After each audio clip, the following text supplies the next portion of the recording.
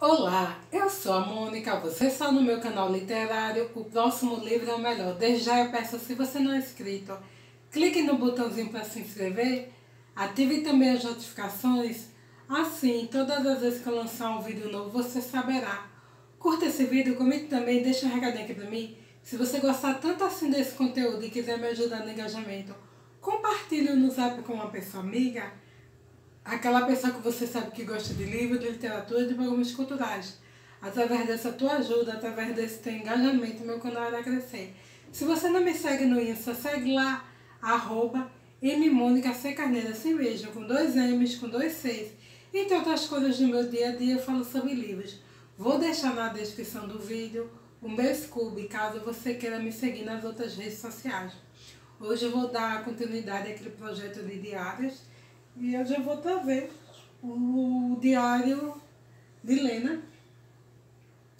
Lena Moquina. Eu acho que se pronuncia assim, provavelmente, né? E é um diário maravilhoso. Para quem não conhece a história da Lena, esse diário ela começou no ano de 1941, na Segunda Guerra Mundial. E ela terminou de escrevê-lo em 1942. Lena é uma menina que viveu em Leningrado, na Rússia. E quando ela começou a escrever esse diário, ela era uma adolescente, ela tinha 16 anos. Esse livro é muito interessante, porque eu acho que de uma maneira bem pessoal, né? Trata desse cerco que a gente só encontra nos livros de história, dentro de uma perspectiva histórica, para falar como foi o cerco, a ocupação que Hitler fez naquele lugar, o exército alemão, através da figura do Hitler, mas a gente não tem aquele relato personalíssimo, pessoal, da população civil. E nesse diário especificamente a gente conta isso. Esse cerco de Leningrado ele foi muito importante, muito significativo para a Segunda Guerra Mundial, e até o poeta Carlos Drummond de Andrade, eu acho que escreveu um poema belíssimo falando sobre esse cerco. Só para vocês se situarem, quem não se lembra, o projeto de Hitler na Segunda Guerra em relação à Rússia era de matar a população civil de fome. Então, qual era o objetivo? Através daquele cerco, nem poderia entrar nem sair alimentos. E realmente ele obteve muito êxito nesse quesito, porque ele matou muita gente ali naquela cidade com esse cerco. A Lena, ela vivia com a sua família, com sua avó, a avó se chamava Aca, a mãe Maria, e ela tinha uma irmã que ela chamava de Helena. E a Lena, o relato dela, além de ser triste pelo fator guerra, e pela grande escassez de alimento, pela subnutrição, pela fome que ela vivenciou, também se dá porque, além dela ser muito jovem, adolescente, ela viu toda a sua família partir. Então, assim, ela no diário ela não faz relato de um pai, possivelmente a mãe dela foi uma mãe solteira, não existe esse registro. E depois que a mãe dela parte, ela fica sendo criada por essa irmã, que aí ela chama a irmã de Mamãe Helena. E o diário é como um diário de um adolescente qualquer, dentro da perspectiva da sua vida. Ela fala da escola, dos sonhos em relação a amores, a perspectiva de quando terminar a escola, trabalhar. Lena era uma amante de literatura. Esse livro aqui ele traz muitas referências literárias que ela coloca no livro. E assim, eu acho que o povo russo sofreu muito com esse cerco, não só pela fome, mas porque além de ter uma alimentação muito precária, eles ainda tinham que trabalhar muito, porque assim, para ajudar na defesa da cidade em relação à ocupação alemã, o governo cobrou que a população trabalhasse horas de forma exaustiva. Então acontecia em certo momento das pessoas comerem 200 gramas de pão num dia só e terem que trabalhar 8, 10 horas, 12 horas em trabalho pesado, como carregar pedra, carregar móveis, carregar coisas. Né? Então assim, era um trabalho muito exaustivo durante muitas horas e com muito pouca alimentação. Fora que tem a questão do inverno, que era super rigoroso.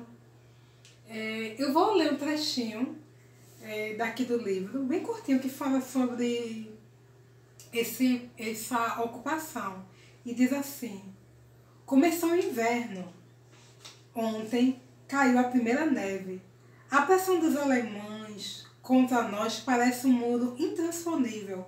Consultar o mapa se tornou assustador. As últimas notícias são terríveis. Nosso exército abandonou Mariupol, Bryansk, Vyazma. Combates intensos são travados na direção de Kalinin. Isso não quer dizer que se deva considerar a cidade de Kalinin tomada. O que se passa é realmente assustador. Vyazma fica a 150 km de Moscou. Isso significa que os alemães estão a 150 km de Moscou.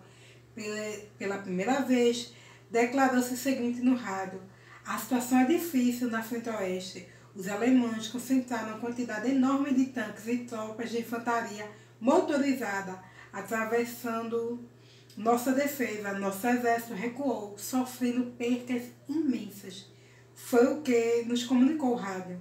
Nunca se havia noticiado qualquer coisa assim. Estamos aterrorizados.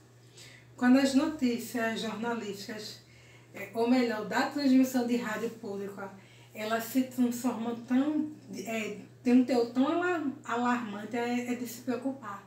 Porque a gente percebe que inicialmente há um clima meio que amistoso e de tá ok, de positivismo, né?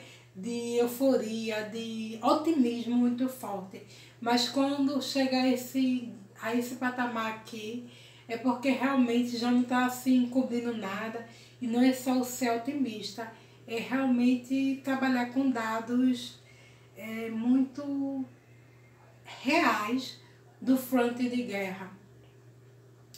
O livro continua e aqui a gente vê alguns momentos que ela tenta se corresponder por carta, através de outros parentes, e a luta pela sobrevivência e a perspectiva da escola e depois de trabalhar.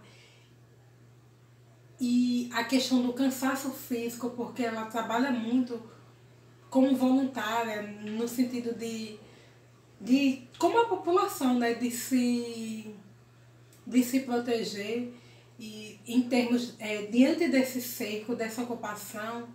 E tem um momento bem dramático do livro, que eu achei bem tocante, é quando ela faz a menção à perca da sua avó. E eu achei um trecho triste, mas para quem não tem detido, eu não vejo dificuldade. Eu gosto desses trechos porque eu acho que mostram muito assim a vida como ela é, né? As coisas como elas acontecem. A literatura, ela é muito boa, ela é muito positiva, no sentido de nos trazer esperança quando é ficcional, mas eu gosto também da não ficção, porque mesmo eu acho que em situações muito adversas como a que ela viveu dentro de uma guerra, também nos trazem esperança, né? Porque ela é uma sobrevivente. E diz assim: há muito tempo não escrevo. Tantas coisas aconteceram nesse período. O ano de 42 começou. Aka morreu no dia do seu aniversário, dia em que completaria 76 anos. Morreu ontem de manhã, 1º de janeiro, às 9 horas. E eu não estava em casa nesse momento. Tinha ido buscar pão e fiquei surpresa de encontrá-la tão tranquilamente deitada. Como sempre, mamãe parecia calma e disse que ela dormia. Aí, aqui quando ela relata, que elas continuavam a rotina normalmente, tomando chá e fazendo as coisas que elas faziam dentro de casa. A mãe já sabia que a avó tinha partido, mas não quis fazer grande alarde. né? É um frio muito intenso e tem momentos que elas pegam até móveis assim para realmente quebrar assim de madeira para tentar se aquecer. E possivelmente a avó dela morreu, além de estar muito idosa, mas morreu por causa da fome e o frio, porque era muito difícil não só se alimentar, mas manter-se aquecido. Tem um trecho do livro que eu li que para mim foi muito chocante no primeiro momento que eu li esse livro. Quando ela fala que está andando assim nas ruas e vai procurar ortigas. E caça realmente ortigas, todo mundo sabe que é ortiga, né? E faz uma sopa de ortiga, né? E relatos mesmo de não só de consumir ortiga, mas consumir capim, né? Para tentar se alimentar. E fora que assim, a questão da comida eram filas imensas para receber tipo um cupom para pegar aquele alimento. E muitas vezes aquele cupom, quando chegava a tua vez na fila, você já tinha acabado o alimento. Né? Então assim, foi muito difícil, foi muito severo. Mas ela procura mesmo assim ser positiva. E eu vejo que Lena ela se refugia muito na leitura, na literatura.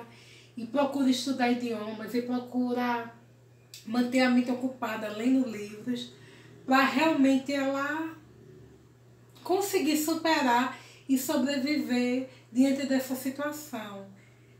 A história avança do cerco, e eu acho que todo mundo sabe, né? Como foi o desfecho da guerra, mas ela finalmente assim, ela chega praticamente no desfecho do livro.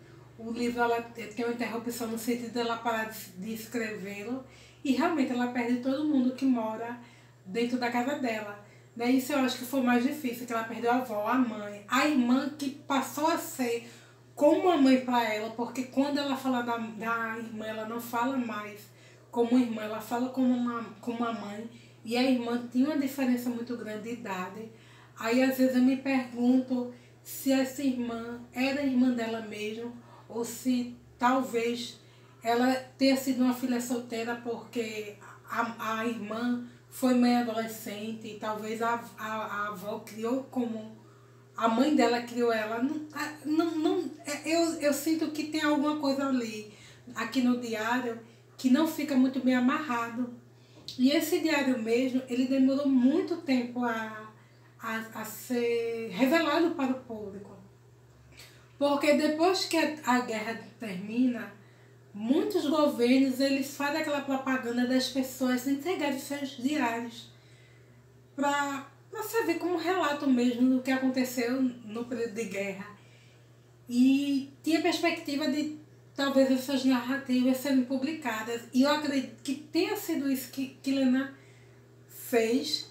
Né? Ela depois ela vai atrás de parentes que moram muito distante, primos, e aí ela segue a vida dela. Ela morreu relativamente jovem, acho que com 67 anos. Ela tinha um talento assim para cálculo, para desenho, e me parece que ela trabalhou com isso aí depois em fábricas, fazendo cálculo estrutural. Não tenho certeza, mas eu acho que é isso.